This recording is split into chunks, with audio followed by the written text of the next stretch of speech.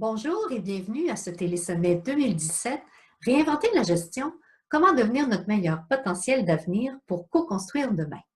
Ce télésommet a pour objectif de vous faire découvrir différentes façons de percevoir, de penser et d'exercer la gestion qui soient rassembleuses, stimulantes, valorisantes, propices à l'amélioration continue et à l'innovation et qui permettent de résoudre des situations complexes et de bâtir ensemble un avenir durable et responsable. Je me présente, mon nom est Marie Côté, je suis fondatrice de la gestion réinventée, consultante en développement et transformation des organisations, coach et facilitatrice de groupes de co-développement professionnel et d'apprentissage dans l'action. Je suis aussi auteure du livre La gestion réinventée, l'avenir est entre vos mains, paru aux éditions JFD en 2016 et préfacé par Céline Bareil, professeure titulaire à HEC Montréal. Sans plus tarder, il me fait grand plaisir de vous faire découvrir un de nos invités du Télésommet 2017. Je vous souhaite un très bon visionnement. Aujourd'hui, il me fait grand plaisir d'accueillir M. Jacques Lecomte. Jacques est docteur en psychologie et ex-enseignant en sciences de l'éducation à l'Université Paris-Ouest-Nanterre-La Défense et à la Faculté des sciences sociales de l'Institut catholique de Paris. Il est président d'honneur de l'Association française et francophone de psychologie positive et lauréat en 2016 du Grand Prix Moron de l'Académie française pour l'ouvrage La bonté humaine. Il est membre de plusieurs réseaux et du comité d'experts de recherche et solidarité. Jacques est aujourd'hui formateur, consultant et conférencier. Il est aussi créateur et webmaster du site psychologiepositive.net. Ses principaux centres d'intérêt sont la psychologie positive appliquée, la bonté humaine, la résilience, le sens de la vie, les entreprises humanistes, ainsi que la prévention et la résolution des conflits.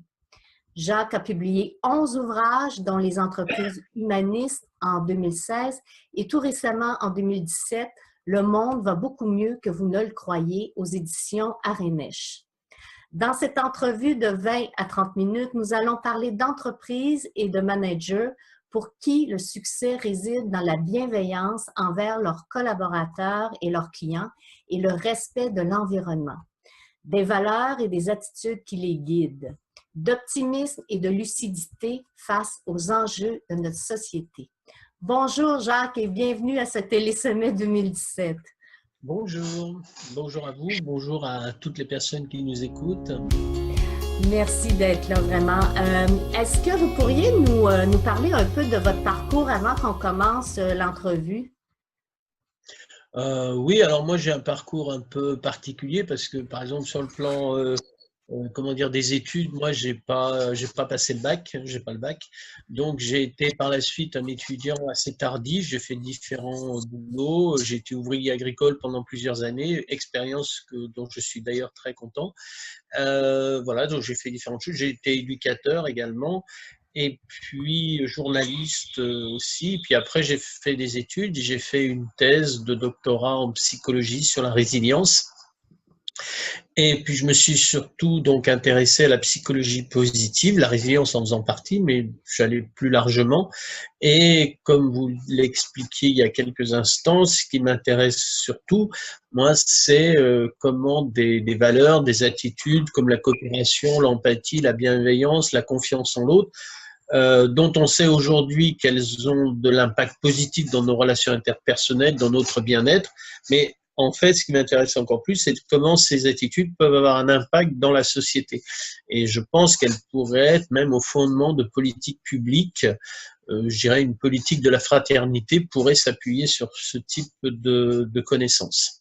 Et dans ce contexte-là, effectivement, je me suis intéressé au monde du travail, donc aux entreprises, plus généralement aux organisations, comment elles peuvent fonctionner, comment des entreprises peuvent bien fonctionner en s'appuyant sur ces valeurs. Dans le fond, c'est ce qu'on voit dans votre livre sur les entreprises humanistes. Là, vous démontrez qu'il existe des sociétés et des gestionnaires pour qui le succès réside dans la bienveillance envers leurs collaborateurs et leurs clients et le respect de l'environnement. Est-ce que vous pourriez nous en parler davantage? Oui. Alors, si je reprends ce que vous dites, le succès réside, c'est qu'effectivement, ces personnes ne mettent pas en première ligne de leurs objectifs, j'ai envie de dire, le profit, alors qu'on pense d'habitude que c'est ça la finalité des entreprises, mais ils considèrent que la finalité de l'entreprise qu'ils dirigent, par exemple, eh bien, c'est le bien commun. Le bien commun étant le bien-être des personnes, à la fois qui travaillent dans l'entreprise et puis les partenaires, que ce soit en amont ou en aval, hein, que ce soit les fournisseurs ou les clients, et puis aussi la planète. Et donc, ces personnes pensent que c'est ça l'essentiel de leur raison d'être dans leur activité. Donc ça, c'est une chose. Alors maintenant, je pourrais vous donner, enfin mes livres, la plupart de mes livres, et celui-ci en particulier, sont construits toujours un peu, je dirais, s'appuient sur deux jambes. Une jambe qui est des synthèses de recherche scientifique, d'une part. Donc là, c'est un peu les travaux avec des statistiques, c'est la démonstration, j'ai envie de dire. Et puis une autre aspect qui est l'illustration. Je mélange les deux. L'illustration, c'est c'est des exemples, c'est des cas concrets. Par exemple, comme cas concret, je pourrais vous citer comment dire, l'entreprise Armor qui en France fait essentiellement, pas seulement, mais surtout des cartouches d'imprimante, et dont le patron qui est arrivé donc il y a une douzaine d'années à peu près à la direction de cette entreprise. Au moment où elle arrive, c'est une entreprise qui va plus ou moins bien. Et puis, ça sur le plan économique, et puis sur le plan du dialogue social, le dialogue social est inexistant puisqu'il y a des tensions très très fortes entre les syndicats et la direction. Donc, il arrive dans un contexte plutôt difficile et assez rapidement, comment dire, il a l'occasion de rencontrer des investisseurs anglo-saxons qui lui disent bah, écoutez, nous, on est prêts à investir dans votre société à une condition pour la faire redémarrer. À une condition, c'est que vous coupiez la branche morte. Et la branche morte, eh bien, c'est toute une partie qui, effectivement, est en train de plomber les résultats de l'entreprise. Je vais expliquer après ce qu'il en est. Et lui, alors, il est là depuis pas très longtemps, il a étudié un peu, mais il n'est pas encore complètement au fait de ce qui se passe, mais il leur répond ceci, il leur dit, eh bien, écoutez, sur le papier, c'est très clair, votre raisonnement est logique, mais pour moi, il n'en est pas question, je ne suis pas venu pour cela.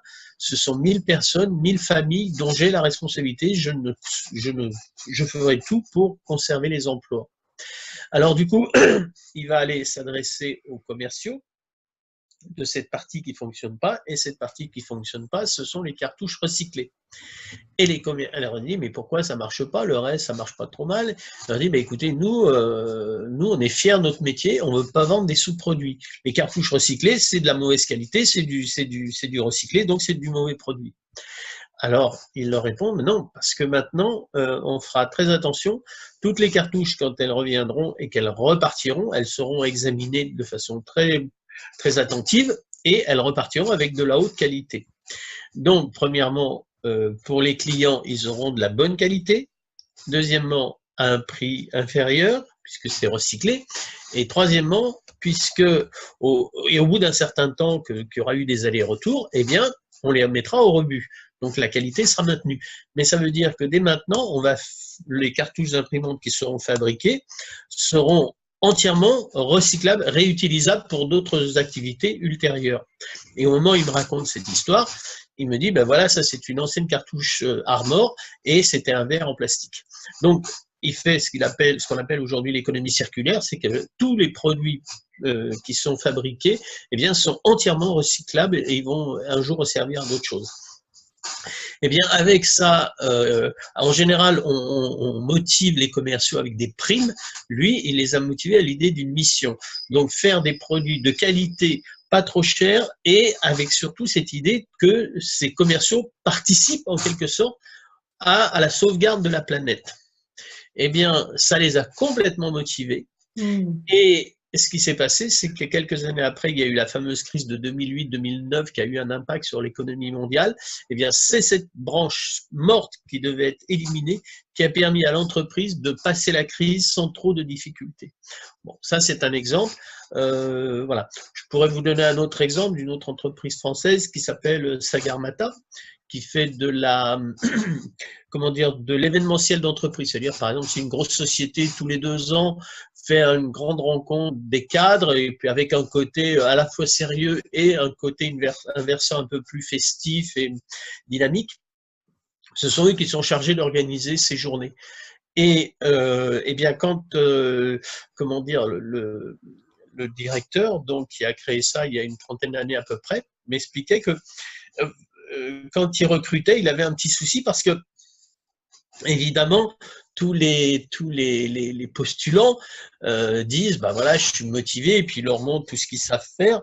Et il me dit, moi, ce qui m'importe le plus, c'est qu'ils reconnaissent ce qu'ils ne savent pas faire et en quoi ils ont besoin des autres pour faire.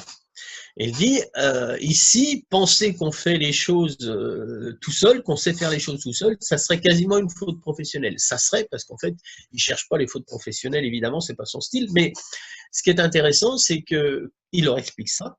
Il dit, voilà, et si votre candidature m'intéresse, et si vous aimez surtout la compétition, bah, je crois qu'on va pas faire, avec les collègues, on va pas pouvoir faire affaire ensemble. Par contre, si vous avez envie de travailler dans une entreprise où effectivement c'est cet esprit de collaboration, de coopération, et que ça vous fait rêver ce genre d'entreprise, on va pouvoir travailler ensemble. Et comme moi j'ai discuté également avec les collaborateurs, parce que j'ai fait un peu partout où je suis allé, différentes entreprises que j'ai visitées, eh bien, c'est impressionnant de voir comment ils fonctionnent. C'est-à-dire que, par exemple, j'ai discuté avec des petits groupes et puis un qui dit, ah oui, la semaine dernière, Muriel, elle a fait une opération, c'était génial, c'était super bien réussi, bien organisé. Ah oui, et puis alors Muriel qui dit, oui, c'est vrai, mais c'est heureusement qu'il y avait Catherine qui était là pour m'aider parce qu'à un moment, j'ai pas pu faire tel truc. Enfin, voilà, ils ont un vrai plaisir à travailler ensemble. Et moi, ce qui m'a impressionné dans ces patrons, c'est l'importance extrême qu'ils accordent au recrutement. C'est-à-dire qu'effectivement, ils considèrent que le recrutement doit se faire sur des compétences professionnelles, certes, mais plus encore, parce qu'ils disent les compétences professionnelles, si on ne les a pas encore acquis, on peut les acquérir, mais plus encore sur des valeurs humaines, de bienveillance réciproque, enfin d'altruisme, d'esprit de service, d'empathie auprès des collègues ou des clients. Et ça, c'est quelque chose qui est très important. Alors, dans mon livre, moi, j'ai tenu à faire quelque chose pour la plupart des entreprises que j'ai citées. Eh bien, elles sont numéro 1.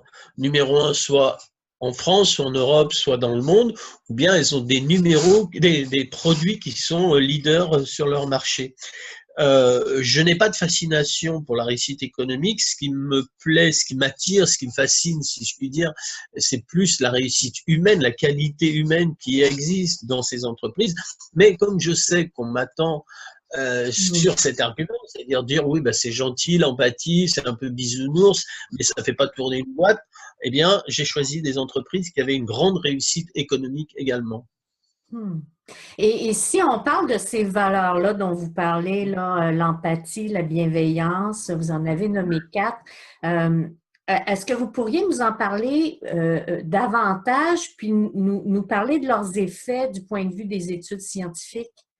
Oui.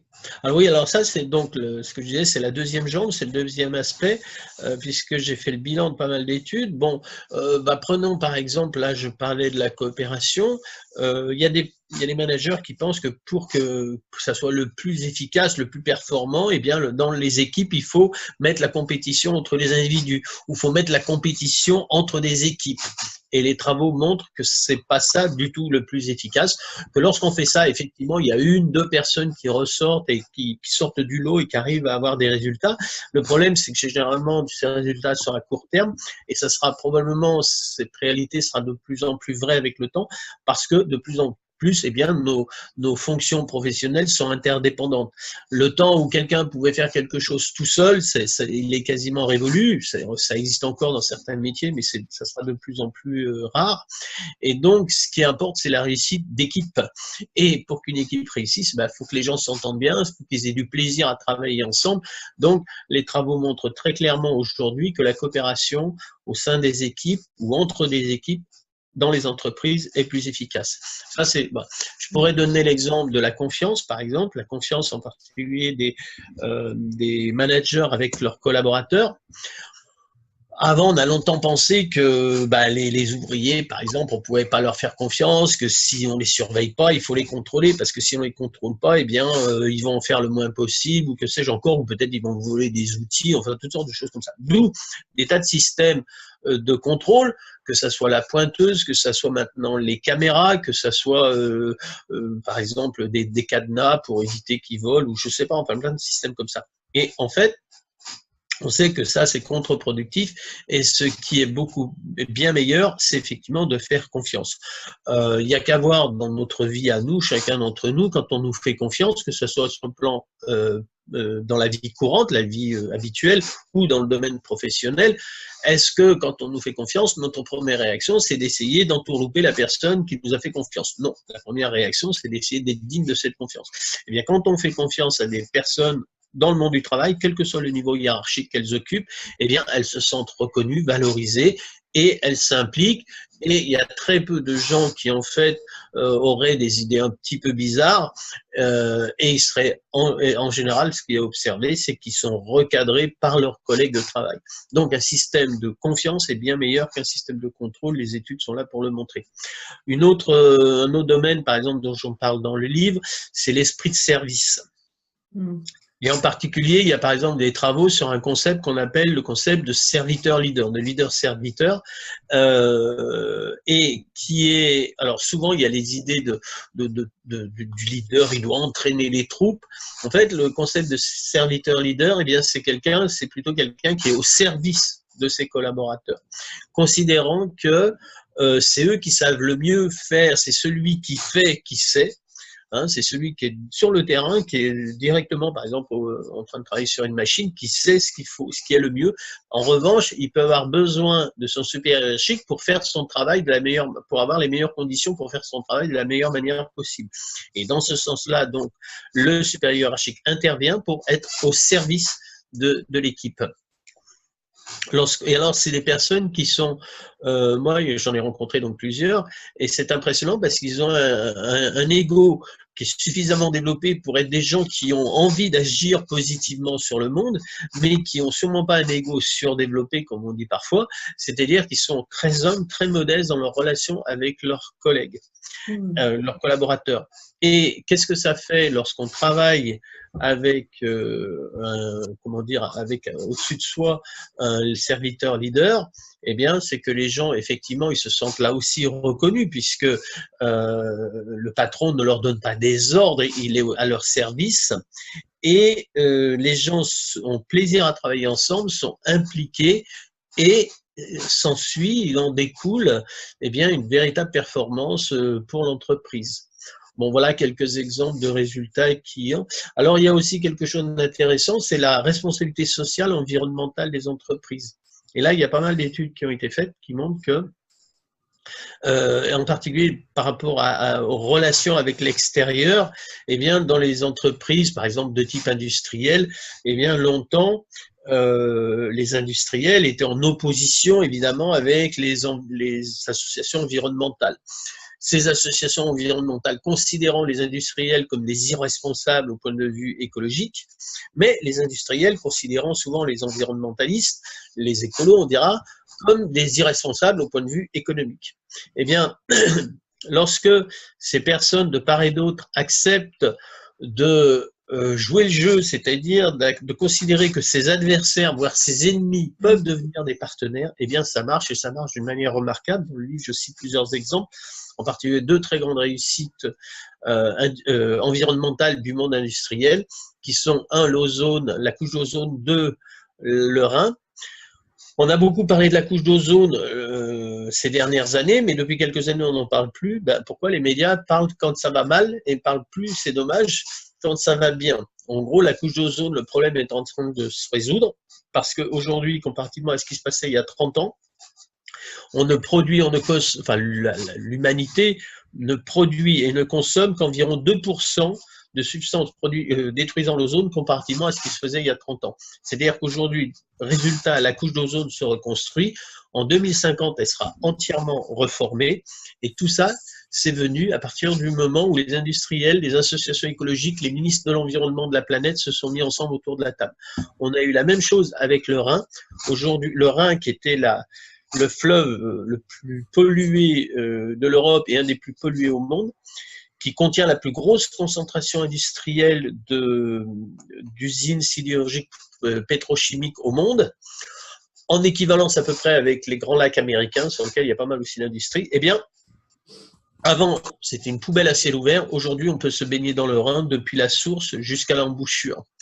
Et tout ça, c'est venu à partir du moment où, à une époque où il y avait vraiment des gros problèmes sur le Rhin, une ministre de l'Environnement a décidé, d'un pays du Nord, de l'Europe du Nord, a décidé de faire se rencontrer ces personnes, de travailler ensemble, se mettre autour de la table.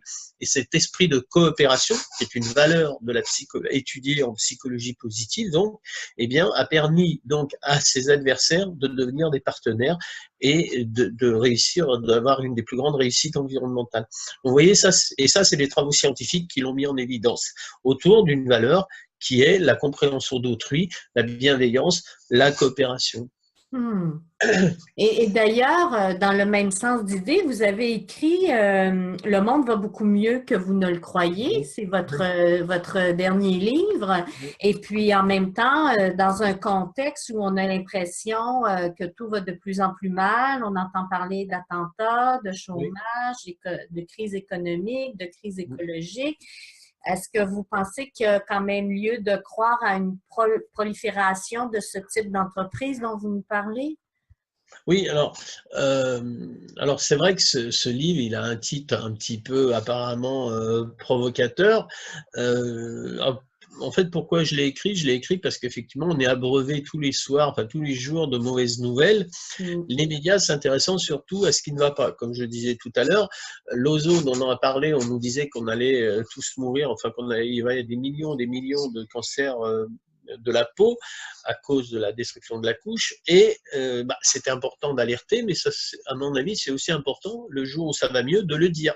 C'est dommage parce que si on ne le dit pas, eh bien forcément, avec une planète où il y a eu presque 8 milliards d'habitants, il y a forcément une guerre par-ci, un attentat par-là et une pollution par ailleurs. Ça serait difficile qu'il n'y ait pas de problème, c'est avec 8 milliards d'habitants. Mais quand les problèmes sont là, il faut le dire, et quand les problèmes se règlent, il faut aussi le dire. Sinon, on a l'impression qu'il n'y a que des problèmes. Je donne un exemple. Des enquêtes d'opinion ont montré que les gens pensent que la violence augmente, la criminalité augmente. Dans toutes les enquêtes qui sont faites en Occident sont des sauteurs. Et la réalité, c'est que la criminalité dans tout l'Occident diminue. Je donne des chiffres, et des chiffres qui ne sont pas, comment dire, tous les données que je cite dans mon livre sont des rapports officiels. C'est pas des trucs que j'invente, c'est pas les médias nous mentent et il y a des informations complotistes quelque part, pas du tout, c'est des chiffres tout à fait officiels.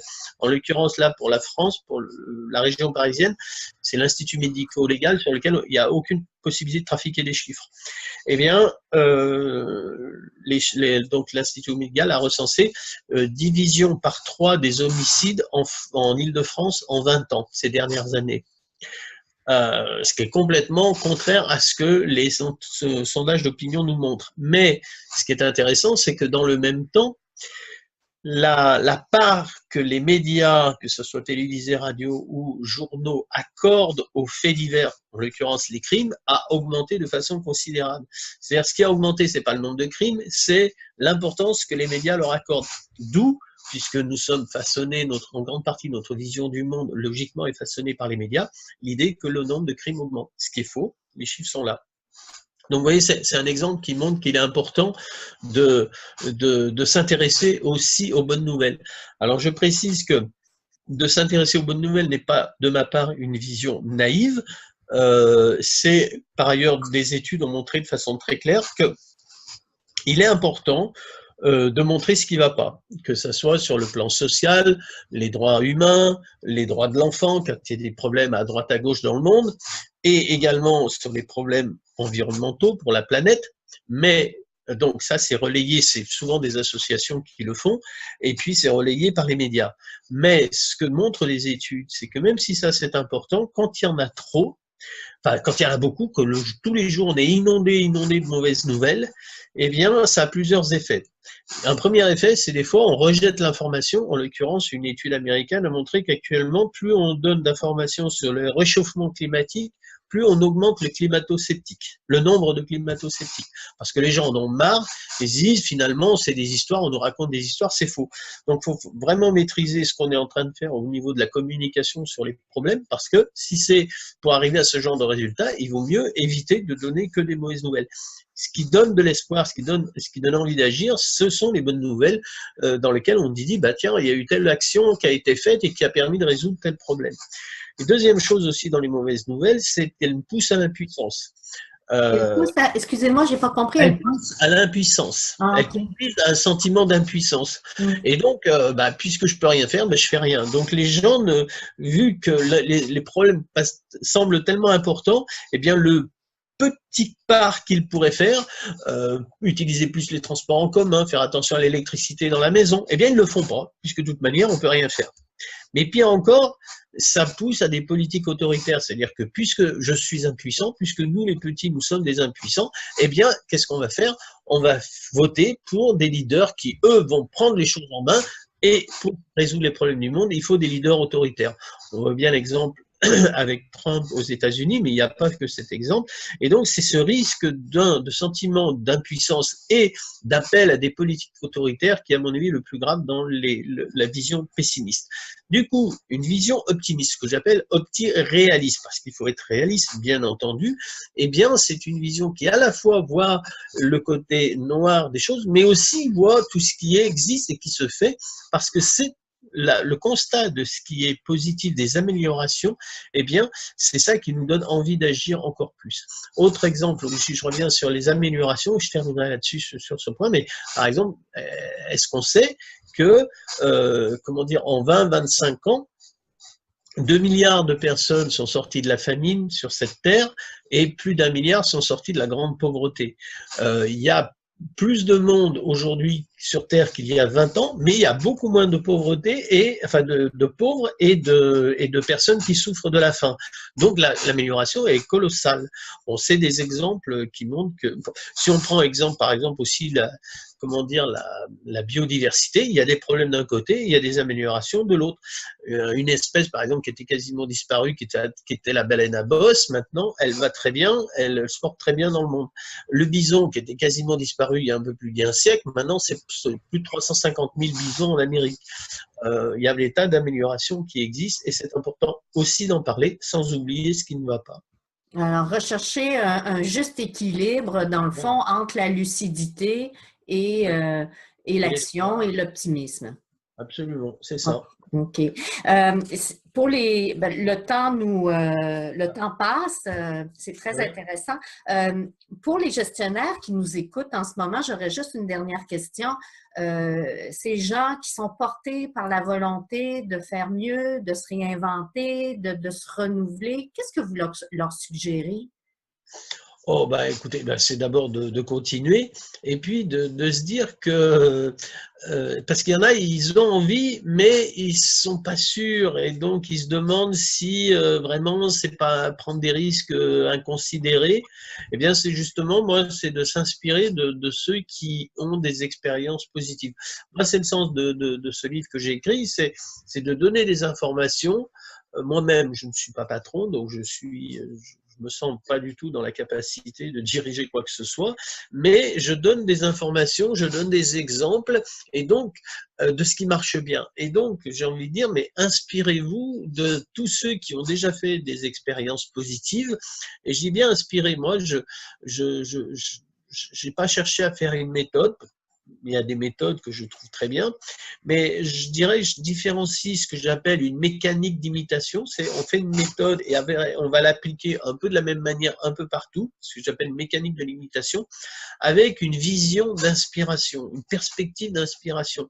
Alors ce que je veux dire par là, c'est que effectivement, quelqu'un peut lire par exemple une des histoires que j'explique dans mon livre ou des études et dire ah cette histoire elle me parle, je vais essayer de m'en inspirer, je vais pas imiter. je ne suis pas la même personne, l'entreprise dans laquelle je travaille n'est pas la même entreprise, ne fait pas les mêmes choses, la culture n'est pas la même, le pays n'est pas le même, ou que sais-je encore. Enfin, c'est forcément une situation différente. Donc, je vais tirer le meilleur et faire ma petite méthode à moi en fonction de ce que je suis, de ce que sont les gens avec qui je travaille.